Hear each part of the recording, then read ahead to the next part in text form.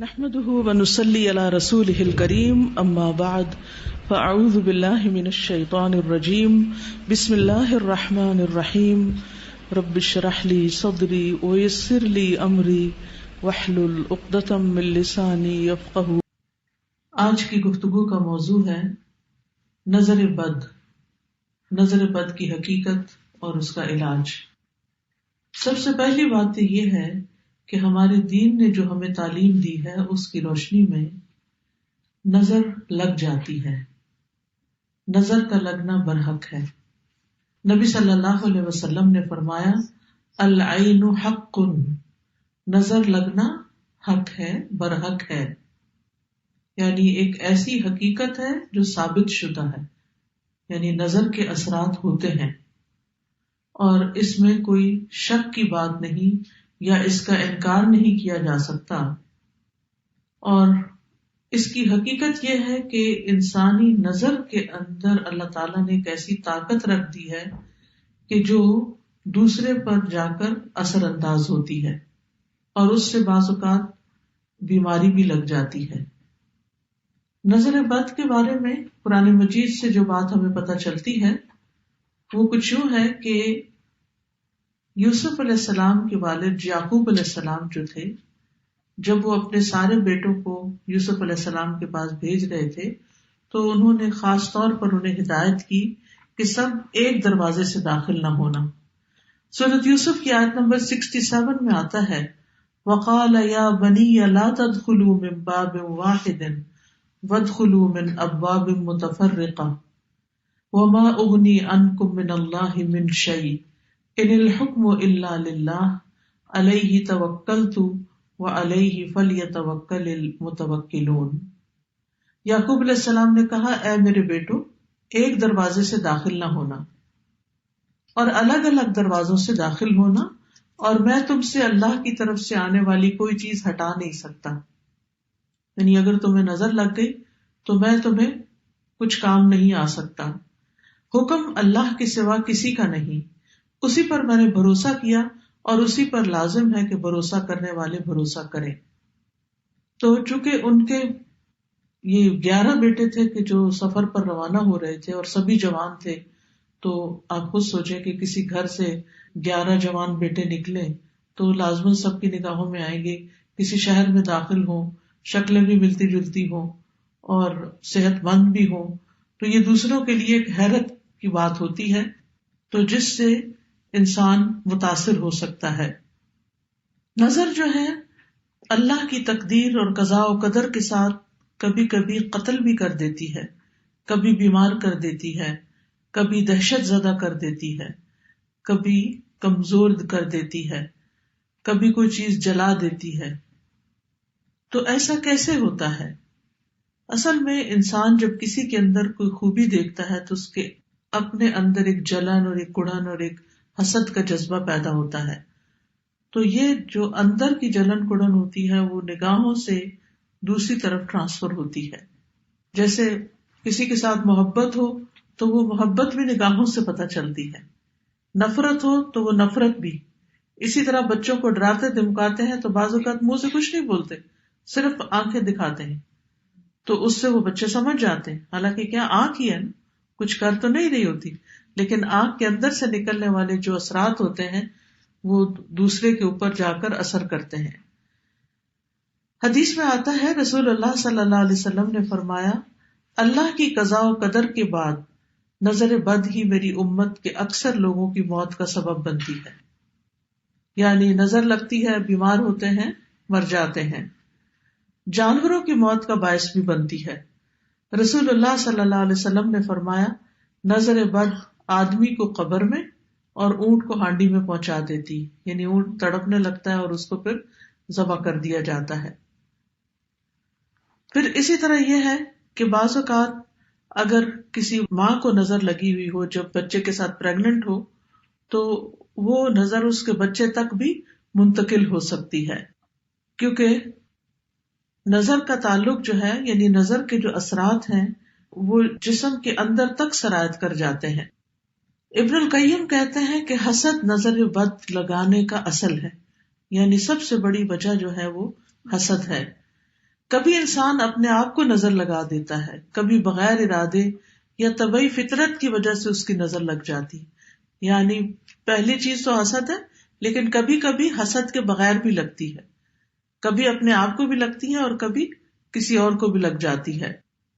تو چیز کو دیکھنے اور نہ دیکھنے کا فرق ہوتا ہے کہ آپ کس نظر سے کسی چیز کو دیکھ رہے ہیں. کبھی انسان محبت کی نظر سے دیکھتا ہے، کبھی انسان حسد کی نظر سے دیکھتا ہے. نظر بد کی دو بڑی قسمیں بتائی جاتی ہیں، ایک ہے انسانی نظر کا لگنا اور ایک ہے جنوں کی نظر کا لگنا. یعنی بعض اوقات انسان کوئی بھی نہیں ہوتا لیکن پھر بھی انسان جو ہے یعنی بیمار محسوس کرتا ہے، کمزور محسوس کرتا ہے، تو اس کی وجہ جنات بتائے جاتے ہیں. اور پھر وہ نظر جو ہوتی ہے وہ انسان کو بیمار کر دیتی ہے، جس کے پھر کچھ سمٹمز ہوتے ہیں. ام سلمہ رضی اللہ عنہا سے مروی ہے کہ نبی صلی اللہ علیہ وسلم نے ان کے گھر میں ایک لڑکی دیکھی جس کے چہرے پر کالے دھبے پڑ چکے تھے. تو آپ نے فرمایا کہ اس پر دم کرو کیونکہ اسے نظر بد لگ گئی ہے. یعنی اس سے انسان کے خون کے اندر ایسے کیمیکل چینجز واقع ہوتے ہیں کہ اسکن ڈیزیز بھی ہو سکتی ہیں. اور آپ صلی اللہ علیہ وسلم نے یہاں صفعۃ کا لفظ فرمایا جس کا مطلب ہوتا ہے جن کی نظر. یعنی اس بچی کو کسی انسان کی نظر نہیں لگی تھی بلکہ جن کی نظر لگی تھی. اور جنوں کی نظر جو ہوتی ہے وہ انسانوں کی نظر سے زیادہ سخت ہوتی ہے. ابن باز کہتے ہیں کہ نظر کا لگنا برحق ہے جیسا کہ رسول اللہ صلی اللہ علیہ وسلم نے فرمایا، اور یہ انسانوں سے بھی لگتی ہے اور جنات سے بھی لگتی ہے. ابو سعید کہتے ہیں کہ رسول اللہ صلی اللہ علیہ وسلم جنوں اور انسانوں کی نظر بد سے پناہ مانگا کرتے تھے، یہاں تک کہ معوذتین نازل ہوئی، قل اعوذ برب الفلق قل اعوذ برب الناس. جب یہ نازل ہوئی تو آپ نے یہ پڑھنی شروع کر دی اور باقی چیزیں چھوڑ دی. تو اس کے لیے بہتر یہی ہے کہ انسان ہر نماز کے بعد معوذتین پڑھے، کیونکہ یہ ایک طرح کا دم ہوتا ہے، یعنی معوذتین کا پڑھنا. تاثیر کے اعتبار سے نظر کی کچھ اقسام ہیں. ایک ہے العین المعجبہ، خوشی یا تعجب والی نظر، حیران ہو کے کسی چیز کو دیکھنا، خوش ہو کے کسی چیز کو دیکھنا. تو یہ بھی دوسرے کو بعض اوقات لگ جاتی ہے اگر انسان ساتھ برکت کی دعا نہ دے. اسی لیے جب آپ کسی دلہن کو دیکھیں تو ماشاء اللہ بارک اللہ فی، اللہ برکتیں دے، دعائیں کریں، عید مبارک. کیوں کہتے ہیں؟ کیونکہ جب دیکھتے ہیں کہ اچھے کپڑوں میں ہے انسان، اچھا حال حلیہ ہے، تو دوسرے کو فوراً مبارک دی جاتی ہے تاکہ وہ انسان کی شر سے محفوظ رہے. پھر اسی طرح اس نظر کے بارے میں آتا ہے کہ قرآن مجید میں سورۃ الکہف میں اس کا ذکر آتا ہے، وَلَوْلَا إِذْ دَخَلْتَ جَنَّتَكَ قُلْتَ مَا شَاءَ اللَّهُ لَا قُوَّةَ إِلَّا بِاللَّهِ إِن تَرَنِي أَنَا أَقَلَّ مِنْكَ مَالًا وَوَلَدًا. اور جب تو اپنے باغ میں داخل ہوا تو نے کیوں نہ کہا کہ جو اللہ نے چاہا، ماشاء اللہ لا حول ولا قوة الا باللہ. اگر تو مجھے دیکھتا ہے کہ میں مال اور اولاد میں تجھ سے کم ہوں. تو یہ آگے قصہ چلتا ہے. تو اس شخص کے باغ کو بھی نظر لگی تھی جس کی وجہ سے باغ سارا جل گیا تھا. پھر اسی طرح محبت کرنے والے کی نظر لگنا، کیونکہ جو شخص کسی سے محبت کرتا ہے وہ اس کو بہت گہری نظر سے دیکھتا ہے. ابن حجر رحمت اللہ علیہ کہتے ہیں نظر کبھی خوشی اور تعجب کی صورت میں بھی لگ جاتی ہے، اگرچہ وہ حسد کے بغیر ہی ہو، اور اگرچہ وہ کسی محبت کرنے والے کی طرف سے ہو، اور اگرچہ وہ نیک آدمی کی طرف سے ہی ہو، یعنی نیک آدمی کی بھی لگ جاتی ہے. اور اگر کسی آدمی کو کوئی چیز اچھی لگے تو اس کو فوراً اس چیز کے لیے برکت کی دعا کرنی چاہیے جو اس کو اچھی لگی ہے، تو یہ اس کی طرف سے دم ہی ہو جائے گا. یعنی وہ دم بارک اللہ فیک کہنا جو ہے، اللہ کا نام لینا، ماشاء اللہ کہنا، یہ ایک طرح سے آپ دوسرے پہ دم کر رہے ہوتے ہیں، اور اس طرح دوسرا شخص شر سے محفوظ رہتا ہے. پھر ہے حسد کرنے والی نظر. قرآن مجید میں حسد کے بارے میں بھی آتا ہے، اور یہ نظر خبیث نفس سے نکلتی ہے، اور یہ شخص دوسرے کی نعمت کو ختم کرنا چاہتا ہے. وہ ایسی نگاہ سے، جیسے کہتے ہیں نا کھا جانے والی نگاہ سے دیکھتا ہے چیزوں کو، کہ جس سے اس کا مقصد یہ ہوتا ہے کہ اس شخص کو جو نعمت ملی ہے یہ اس سے دور چلی جائے. پھر اسی طرح بیمار کر دینے والی نظر، یہ وہ نظر ہے جو بیماری کی تاثیر کے ساتھ اثر انداز ہوتی ہے اور اس کے نتیجے میں مختلف طرح کی بیماریاں لگ جاتی ہیں۔ ابو ذر رضی اللہ عنہ کہتے ہیں کہ رسول اللہ صلی اللہ علیہ وسلم نے فرمایا، بے شک نظر بد آدمی کو اللہ کے حکم سے دیوانہ کر دیتی ہے، یعنی اگر اللہ کا اذن ہو جائے، جیسے اور جسمانی بیماریاں ہوتی ہیں تو وہ بعض جو ہے وہ ایک سے دوسرے سے تیسرے میں ٹرانسفر ہوتی رہتی ہیں اللہ کے اذن سے، تو اسی طرح یہ نظر بھی اور اس قسم کی بھی تکلیف دہ چیزیں جو ہیں وہ دوسرے تک پہنچتی ہیں۔ جی، پھر ہے عضو کو بیکار کر دینے والی، معطل کر دینے والی نظر، العین المعطلہ، یعنی دوسرے کا کوئی حصہ جسم کا کام کرنا چھوڑ دیتا ہے، یعنی جب نظر لگتی ہے اور بعض اوقات ہمیشہ کے لیے بیکار ہو جاتا ہے۔ پھر اسی طرح زہریلی یا آگ والی نظر ایک ہوتی ہے جو اتنی شدید ہوتی ہے کہ انسان مرنے پہ نوبت آ جاتی ہے۔ اسمعی کہتے ہیں کہ میں نے ایک آدمی کو دیکھا جس کی نظر بہت زیادہ لگتی تھی کہ اس نے کسی گائے کے متعلق سنا، اس کو اس کے دودھ کی دھار کا نکلنا اچھا لگا۔ اس نے کہا ان میں سے کون سی گائے ہے؟ تو انہوں نے کہا کہ یہ تو فلاں گائے ہے، اصل گائے کا نہیں بتایا تاکہ اس کو نظر نہ لگے۔ تو کہتے ہیں کہ دونوں کو ہی نظر لگ گئی۔ تو اسمعی کہتے ہیں جب میں کوئی ایسی چیز دیکھتا ہوں جو مجھے اچھی لگتی ہے تو میں محسوس کرتا ہوں کہ میری آنکھوں سے ایک تپش اور ایک حرارت سے نکلی، یعنی میری آنکھ گرم ہو گئی۔ تو اس لیے اگر کبھی یہ محسوس ہو تو ساتھ ہی دوسرے کے لیے ماشاء اللہ، بارک اللہ، اس طرح کے لفظ جو ہیں، اور اردو میں بھی جیسے وہ دعا دے سکتے ہیں کہ اللہ تعالیٰ برکت دے، اللہ تعالیٰ ہر نظر سے بچائے، ہر شر سے بچائے، تاکہ دوسرا شخص جو ہے وہ اس تکلیف سے محفوظ رہے۔ تو نظر بد کی کچھ وجوہات ہوتی ہیں۔ سب سے پہلی بات یہ یاد رکھنی چاہیے نظر کے سلسلے میں کہ جو کچھ ہوتا ہے اللہ کے حکم سے ہوتا ہے، اللہ کے اذن سے ہوتا ہے۔ قرآن مجید میں آتا ہے ما اصاب من مصیبت الا باذن اللہ ومن یؤمن باللہ یہد قلبہ واللہ بکل شیء علیم۔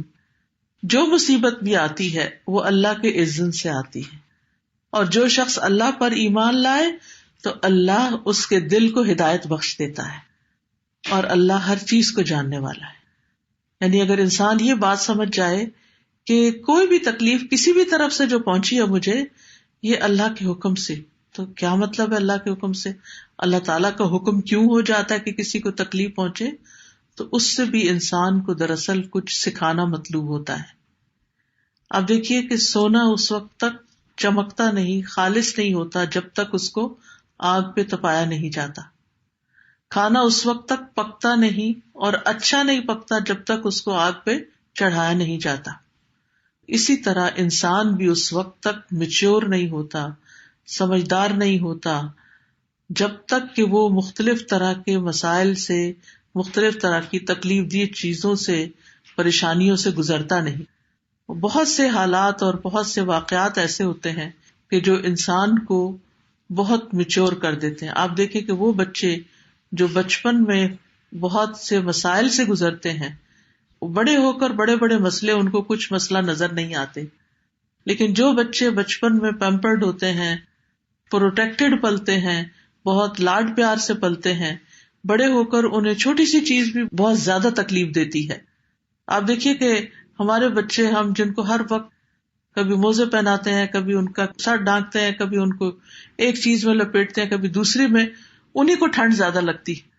لیکن جو غریبوں کے بچے ہوتے ہیں جن کے پاس پورا کپڑا بھی نہیں ہوتا، وہ گلی بازار میں سردی کے موسم میں، گرمی کے موسم میں ننگے پاؤں پھر رہے ہوتے ہیں اور ان کو پرواہ بھی نہیں ہوتی۔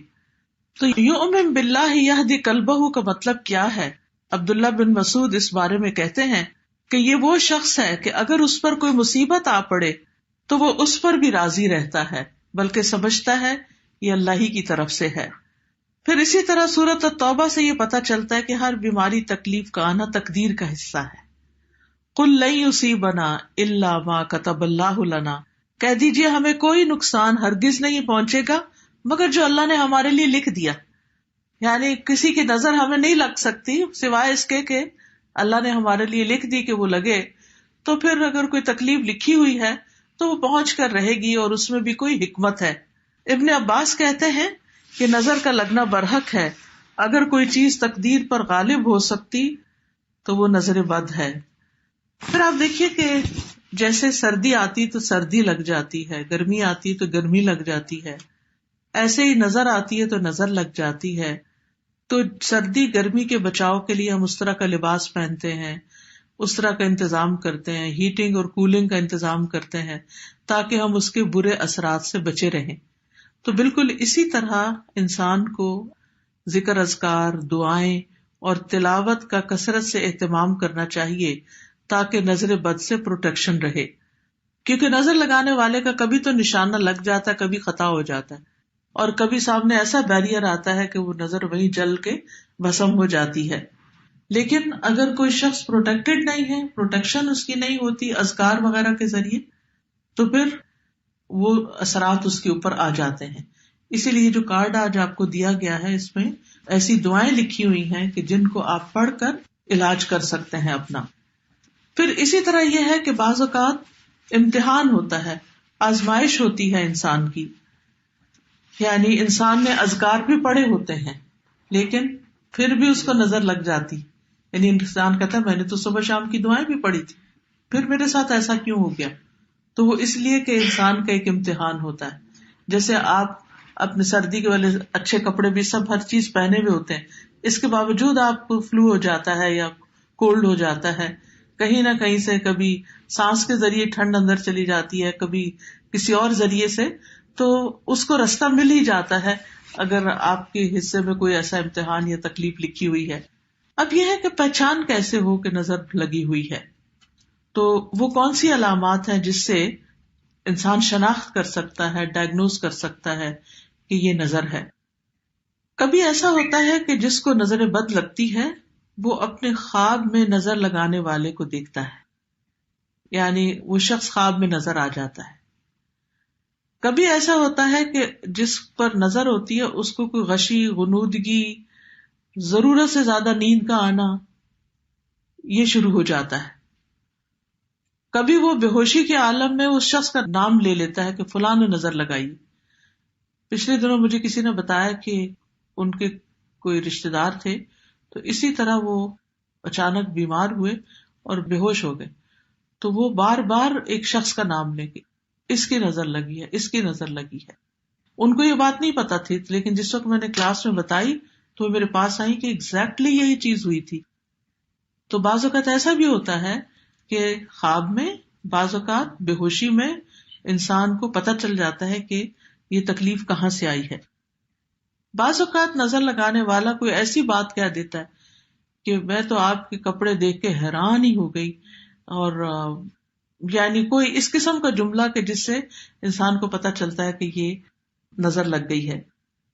بعض اوقات کوئی ایسی بیماری آ جاتی ہے کہ جو اچانک ہوتی ہے۔ عبداللہ بن عامر سے روایت ہے، وہ کہتے ہیں کہ عامر بن ربیعہ اور سہل بن حنیف دونوں غسل کے ارادے سے نکلے۔ وہ کوئی اوٹ تلاش کر رہے تھے کہ چھپ کے نہائیں۔ سہل نے اپنے اوپر سے اون کا جبہ اتارا۔ عامر کہتے ہیں میں نے دیکھا تو اسے میری نظر لگ گئی، وہ پانی میں اتر کر نہانے لگا۔ میں نے پانی میں اس کے بڑبڑانے کی آواز سنی، میں اس کے پاس آیا، 3 دفعہ آواز دی، اس نے جواب نہیں دیا، تو میں نے فوراً نبی صلی اللہ علیہ وسلم کو بتایا۔ آپ تشریف لائے، پانی میں داخل ہو گئے، گویا کہ میں اب بھی آپ کی پنڈلیوں کی سفیدی دیکھ رہا ہوں۔ آپ نے اس کے سینے پہ 3 دفعہ ہاتھ مارا اور پھر یہ دعا دی، اللہم اذہب عنہ حرہا وبردہا ووصبہا، اے اللہ اس کی گرمی اور سردی اور اس کی بیماری اور کمزوری کو دور کر دے، یعنی جو کچھ اس کے ساتھ ہوا ہے وہ اس کو دور کر دے۔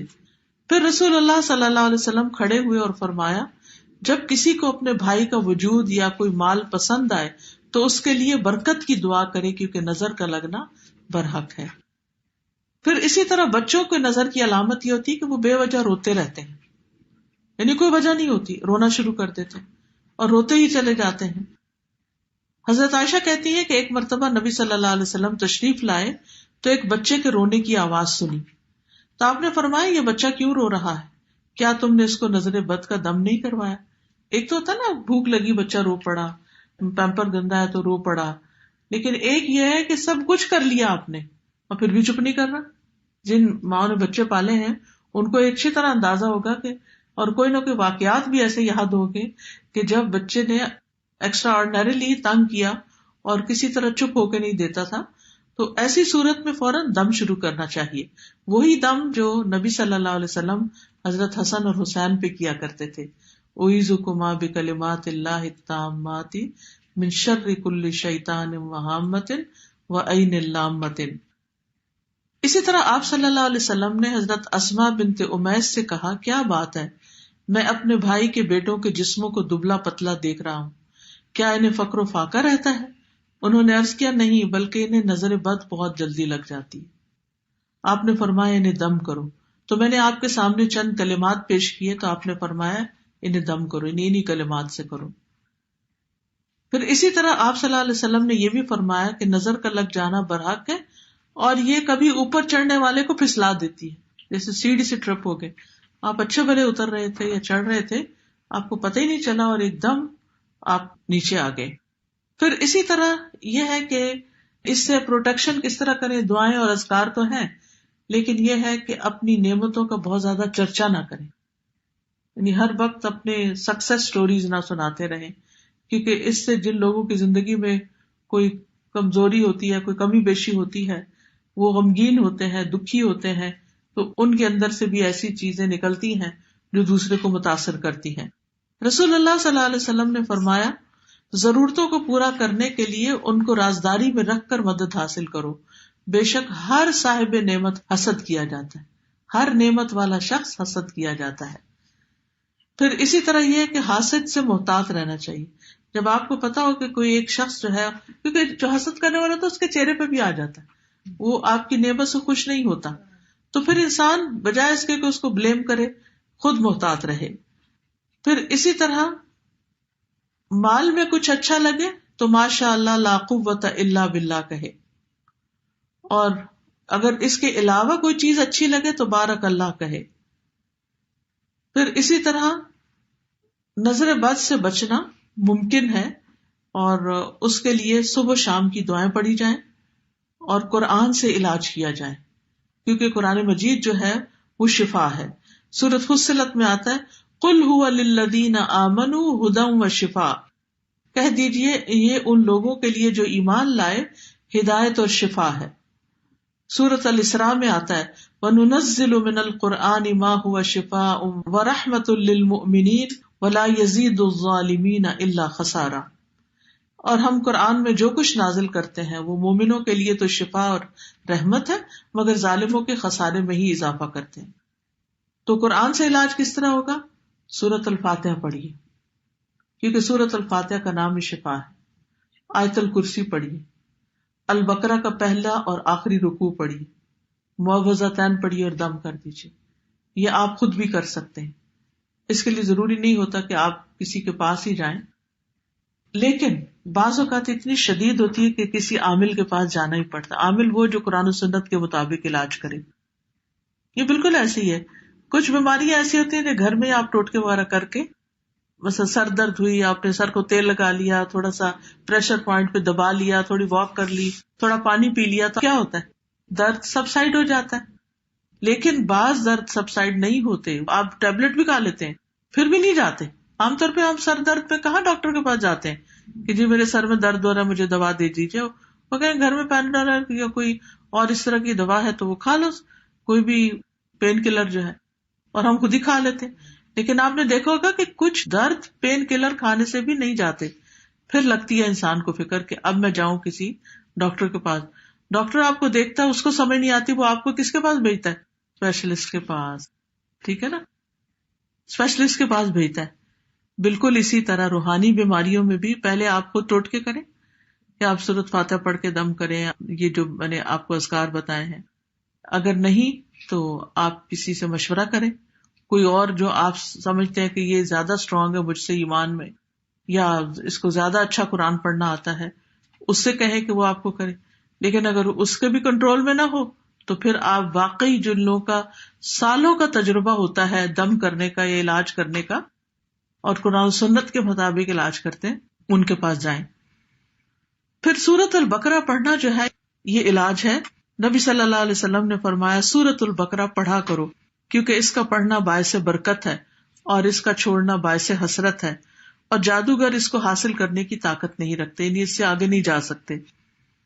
اسی طرح سورۃ البقرہ کی آخری 2 آیات معوذتین یعنی قل اعوذ برب الفلق، قل اعوذ برب الناس، صبح و شام کے اذکار کی پابندی کرنا۔ جیسے یہ کتاب ہے نا ایاک نستعین، اس میں صبح کی دعائیں اور شام کی دعائیں لکھی ہوئی ہیں، ان کو اگر زبانی نہیں یاد تو دیکھ کے بھی آپ پڑھ سکتے ہیں۔ پھر اسی طرح یہ ہے کہ اللہ کی پناہ پکڑنا۔ رسول اللہ صلی اللہ علیہ وسلم نے فرمایا اللہ تعالیٰ سے نظر لگنے سے پناہ مانگو، کیونکہ نظر کا لگ جانا برحق ہے۔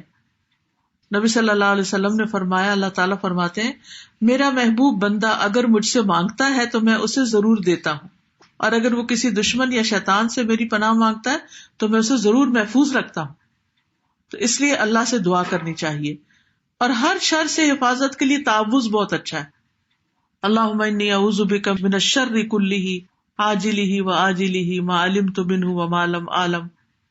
پھر ناگہانی آفت سے حفاظت کے لیے تعوذ پڑھنا، اللہم انی اعوذ بک من زوال نعمتک وتحول عافیتک وفجاءۃ نقمتک وجمیع سخطک۔ اے اللہ میں تیری پناہ چاہتا ہوں اس بات سے کہ تیری دی ہوئی کوئی نعمت مجھ سے چھن جائے، یا تیری عافیت پلٹ جائے، یا کوئی ناگہانی عذاب آ جائے، اور تیرے تمام غصے ناراضگیوں سے تیری پناہ چاہتا ہوں۔ کتنی خوبصورت دعائیں ہیں۔ پھر اسی طرح سخت مشقت، بری تقدیر اور بد نصیبی سے، دشمنوں کے خوش ہونے سے اللہ کی پناہ طلب کی جائے۔ اعوذ باللہ من جہد البلاء ودرک الشقاء وسوء القضاء وشماتۃ الاعداء۔ حضرت ابراہیم علیہ السلام اور نبی صلی اللہ علیہ وسلم دونوں اپنے بچوں کو یہ دم کرتے تھے، اعوذکما بکلمات اللہ التامات من شر کل شیطان وہامۃ ومن کل عین لامۃ۔ پھر اسی طرح حضرت جبرائیل علیہ السلام بھی نبی صلی اللہ علیہ وسلم کو دم کرتے تھے۔ جب آپ بیمار ہوتے تو آتے اور دم کرتے، بسم اللہ ارقیک من کل شیء یؤذیک من شر کل نفس او عین حاسد اللہ یشفیک۔ او عین حاسد، حاسد کی نظر اگر لگی ہے تو اس سے بھی اللہ آپ کو شفا دے۔ تو اگر جبریل جو مقرب فرشتے ہیں اور نبی صلی اللہ علیہ وسلم جو مقرب رسول ہیں ان پہ وہ دم کر رہے ہیں تو ہمارے لیے کیا حکم ہے؟ یعنی ہمیں بھی ان آیات سے پڑھ کے دم کرنا چاہیے۔ پھر اسی طرح یہ ہے کہ بیماری سے شفا کی جو دعائیں ہیں اس کا بھی ایک کارڈ بنا ہوا ہے، شفا کی ساری دعائیں اکٹھی کی گئی ہیں، ایاک نستعین میں بھی ہوگا۔ اگر کوئی شخص بیمار پڑ جاتا ہے اور صرف ایک دفعہ دم کرنے سے اس کا علاج نہیں ہوتا تو صبح شام پھر آیات شفا اس پر پڑھے۔ اور اس میں یہ دعا بھی ہے، اسأل اللہ العظیم رب العرش العظیم ان یشفی، میں عظمت والے اللہ جو عرش عظیم کا رب ہے سوال کرتا ہوں کہ وہ تمہیں شفا عطا کرے۔ تو اللہ اس شخص کو جلد شفا عطا کرے گا۔ نظر بد کا ایک خاص علاج بھی ہے، اور وہ ہے نظر لگنے پر غسل کرنا۔ اور غسل کرنے کا مطلب کیا ہے کہ جس کی نظر لگی ہے اس سے غسل کا پانی لے کے اب دوسرے جس کو لگی ہے اس کے جسم پر بہانا۔ اگر پورا غسل نہ ہو تو وضو کا پانی بھی لگایا جا سکتا ہے۔ اس کے 3 طریقے ہیں۔ نظر لگانے والے کا پتہ ہو اور وہ رضامند ہو پانی دینے پہ تو ٹھیک ہے۔ دوسرا یہ کہ غسل یا وضو کے بچے ہوئے پانی سے نظر لگے ہوئے شخص کا غسل کرنا۔ مثلا آپ نے وہ لوٹے سے وضو کیا، کچھ پانی بچ گیا تو اس پانی کو اس شخص پہ ڈالیں جس کو نظر لگی ہے۔ پھر اسی طرح یہ ہے کہ جس کی نظر لگی ہے اس کو، یعنی کہ حضرت عامر نے جب حضرت سہیل کو نظر لگائی تو اس وقت انہوں نے کیا کیا، عامر کو وضو کا حکم دیا۔ انہوں نے اپنا چہرہ، دونوں ہاتھ کونیوں تک اور دونوں گھٹنے اور تہ بند کا اندرونی حصہ دھویا اور حکم دیا کہ ان پر اس پانی کو بہایا جائے۔ تو انہوں نے جب وہ بہایا تو وہ بالکل ٹھیک ہو گئے۔ تو انہوں نے یعنی پیچھے سے بہایا، پیچھے سے پانی کو الٹایا۔ اس طرح سے شروع کرنا چاہیے۔ آج اگر کسی سے مانگے تو مائنڈ کرتے کہ آپ مجھ پہ شک کرتے ہیں کہ میں کوئی حاسد ہوں تمہارا۔ اگر نظر لگانے والے کا پتہ ہی نہ ہو کون ہے، جیسے کچھ کلچرز میں، تو جیسے موراکو کے بارے میں شاید مجھے کسی نے بتایا تھا کہ وہاں یہ نارم ہے کہ جب شادی ہوتی ہے سب اچھے اچھے کپڑے پہن کے جاتے ہیں تو اپنے اپنے وضو کا پانی ایک ٹب میں ڈال دیتے ہیں اور کوئی مائنڈ نہیں کرتا، سبھی ڈال دیتے ہیں۔ تاکہ اگر کوئی کسی پہ خوش ہو کے دیکھے اور اس کو لگے تو وہ اس پانی کو استعمال کر سکے، ورنہ کس کو ڈھونڈتے پھریں گے کس کی لگی، سبھی کا ہے اس میں، وہی ٹھیک ہے۔ تو اگر کوئی پتہ ہی نہ چلے تو پھر کیا ہے، یعنی اس صورت میں کوئی بھی شخص وضو کر کے پانی دے دے تو اس سے علاج ہو جاتا ہے۔ اب چونکہ یہ علاج نبی صلی اللہ علیہ وسلم نے بتایا تو اس لیے، اور اس کا تجربہ بھی کیا ہوا ہے، تو اس سے علاج اور اس سے فائدہ ہونا جو ہے وہ مجرب ہے۔ پھر اسی طرح جھوٹے پانی میں بھی شفا ہوتی، یعنی جس کی نظر لگی ہے اگر اس کا پیا ہوا پانی مریض کو پلا دیا جائے، یعنی گلاس میں پانی پی کے رکھا ہے اس نے تو وہ اٹھا کر اس مریض کو پلا دیا جائے تو اس سے بھی فائدہ ہوتا ہے، یا قہوہ یا کوئی بھی اس کی بچی ہوئی چیز جو ہے وہ استعمال کی جا سکتی ہے۔ اسی طرح یہ ہے کہ بعض اوقات جو اس کے کپڑے ہیں، یعنی کپڑا ہے تو اس کو پانی میں ڈال کے اس کا پانی نکال کے بھی لگایا جا سکتا ہے۔ پھر اسی طرح یہ ہے کہ اگر نظر پرانی بھی ہو چکی ہو تو بھی علاج کیا جا سکتا ہے۔ پھر اسی طرح بیری کے پتوں سے علاج، بیری کے 7 پتے لے کے، کم از کم 7، زیادہ بھی ہو تو مٹھی بھر کے بھی ڈال سکتے ہیں، پانی میں ڈال کے 7 مرتبہ سورۃ فاتحہ، 21 مرتبہ آیت الکرسی، 7 مرتبہ معوذات، قل هو اللہ، قل اعوذ برب الفلق، قل اعوذ برب الناس، تو یہ پڑھ کے، اور پھر یہ کچھ آیتیں ہیں، وَدَّ كَثِيرٌ مِّنْ أَهْلِ الْكِتَابِ لَوْ يَرُدُّونَكُم مِّن بَعْدِ إِيمَانِكُمْ كُفَّارًا، سورۃ البقرہ کی آیت نمبر 109 ہے، سورۃ النساء کی آیت نمبر 54 ہے، سورۃ طٰہٰ کی 133 ہے، سورۃ کہف کی 39 ہے، سورۃ ملک کی 1 to 4 ہے، سورۃ قلم کی 51 ہے، اور سورۃ بنی اسرائیل کی 82، سورۃ شعراء کی 80 اور سورۃ فصلت کی 44۔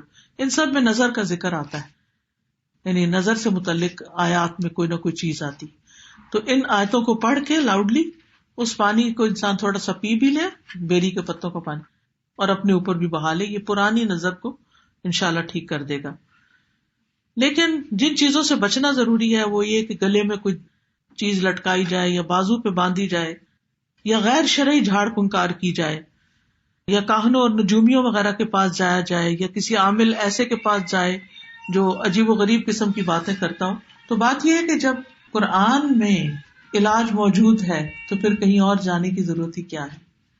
تو اللہ تعالیٰ سے دعا ہے کہ اللہ تعالیٰ ہمیں ہر بری نظر اور ہر شر سے محفوظ رکھے اور ہمیں شفاء کاملہ عطا فرمائے۔ اب اگر کسی کا کوئی سوال ہو تو میں حاضر ہوں، یا کوئی کچھ کہنا چاہے تو کہیں۔ استاذہ جیسے ابھی آپ نے فرمایا کہ کسی کو دیکھتے ہیں تو ہم بہت تعریف کر دیتے ہیں، اور جیسے دوسرے نے آپ کو کی اس نے نہیں کہا ماشاء اللہ، اس کو یاد دلا دیں۔ جی ہاں، یاد دلا دیں یا خود کہہ دیں، یعنی اگر کوئی ایسے باتیں کر رہا ہے اور ماشاء اللہ کہہ ہی نہیں رہا تو آپ ساتھ کہنا شروع کر دیں، ماشاء اللہ، بارک اللہ فیک، اللہ تعالیٰ نظر بد سے بچائے۔ یعنی اگر کوئی آپ کو دیکھ کے تعریف کیے جا رہا ہے تو یا آپ کو دیکھا ہی چلے جا رہا ہے تو اس صورت میں اپنے لیے خود بھی پڑھ سکتے ہیں۔ اور کوئی چیز؟ استاد جس سے بھی آپ نے بتایا اسکن کی تکلیف، تو میں کسی کو جانتی ہوں ڈیلس میں، ان صاحبہ کو تو نہیں جانتی ہوں، لیکن انہوں نے بتایا کہ ایک وہاں پہ خاتون ہے جن کو بلیک پیچز ان کے اسکن پہ خود بخود ہونا شروع ہو گئے، اور پورا فیس وہ آلریڈی ڈارک اسکن کی قدرتی طور پہ تھی تو اور ڈارک ہونا شروع ہو گئے اور پیچز تھے، تو ڈاکٹر کو کچھ سمجھ نہیں آیا، تمام علاج کر کے دیکھ لیا انہوں نے، اور پھر اس کے بعد وہ بیچاری مطلب مجبور ہو گئی، جو حالات تھے ان کے۔ تو جو میری نیس ہے وہ 1 سال کے بعد ان کو ابھی تھوڑے پہلے ملی تو دیکھا بالکل کلیئر اور بالکل صحت مند ہے۔ تو انہوں نے پوچھا کہ آپ نے کیا کس کا علاج کیا، تو انہوں نے کہا میں نے سارے علاج چھوڑ دیے تھے، اور وہ دن ہے اور آج کا دن ہے 1 سال ہونے پر میرے گھر میں سورہ بقرہ نان اسٹاپ میرے کمپیوٹر پہ چلتی ہے۔ تو سارے شیاطین کا اثر تھا، وہ جیسا شیاطین کا اثر بالکل، تو وہ ٹل گیا اس طرح سے کہ اس قرآن کے پڑھنے کی برکت سے یا سننے کی برکت سے۔ کیونکہ اللہ سبحانہ وتعالیٰ فرماتے ہیں نا کہ وَنُنَزِّلُ مِنَ الْقُرْآنِ مَا هُوَ شِفَاءٌ وَرَحْمَةٌ لِّلْمُؤْمِنِينَ۔ آپ کچھ کہیں؟ سورہ بقرہ اگر ہم خود نہیں پڑھ سکتے، بہت لمبی ہے، جی جسے کمپیوٹر پہ لگا چھوڑے، ہاں جیسے یہ بتا رہی ہیں کہ انہوں نے کمپیوٹر پہ لگانا شروع کر دیا، نان اسٹاپ چل رہی ہے۔ یا اگر کچھ عورتیں بیٹھ کے پڑھ لیں، ایسا کرنا چاہیے یا نہیں؟ کیونکہ وہ تو پڑھ کے چلے جائیں گے ایک دفعہ، پھر روز تو نہیں کوئی آئے گا۔ ان کا پڑھنا اور یہ کمپیوٹر کا پڑھنا ایک ہی چیز ہے۔ یعنی جی دیکھ رہی تو وہ رہے گا نا جتنا آپ پڑھیں گی یا میں پڑھوں گی. لیکن وہ ان کا کہنا یہ تھا جو کیا انہوں وہ میں بتا رہی ہوں کہ وہ نان اسٹاپ 1 سال سے چل رہی ہے ان کے گھر میں. انہوں نے ایک بیچ کے حصے میں لگا رکھا ہے کوئی پرانے فون پہ یا پرانے کمپیوٹر پہ اور سورہ بقرہ یا قرآن جسے کہنا چاہیے ریپیٹڈ موڈ پہ لگا دیں وہ چلتی رہے اس سے بات چیت بیچ میں ہو رہی ہے یا نہیں مطلب اپنے بیڈ روم میں لگا دیں نا. آپ نیچے ہیں لاؤنج وغیرہ میں ہیں بیڈ روم میں لگی رہے. تو جن کو لگی ہے ان کا سننا ضروری ہے. وہ شروع میں سن لیں لیکن یہ ہے کہ گھر کے اندر اگر ایک دفعہ وہ اس کی وائبز آ رہی ہیں تو انشاءاللہ اس سے بھی فرق پڑے گا.